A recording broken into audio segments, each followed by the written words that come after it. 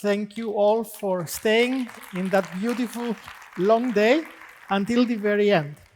And as you just heard, I am going to sum up on a very exciting and interesting day with many different new information and ideas. And I will continue exactly on the same topic. We will still talk about success and failure of implants. But I will have to change your perspective completely. And to do that, I will have to take you away for a while.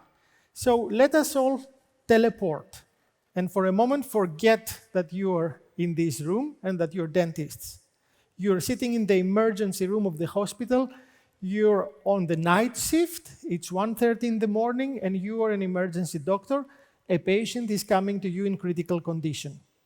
And by the time you're about to examine him, suddenly he has a cardiac arrest. And while you are stripping off the chest to defibrillate, you come across this. What would you do? What would be your duty in that moment? To just take it even more, what you see at the bottom right of the screen, this green box, is there to cover the patient's signature, which was also part of the tattoo. Luckily, we will not have to face this kind of dilemma in our daily practice, and we will not have to defibrillate anyone with such a tattoo. That would be a great story for Grey's Anatomy.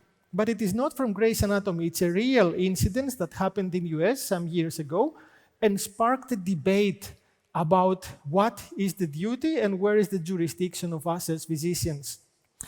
We will, however, see a very clear point here.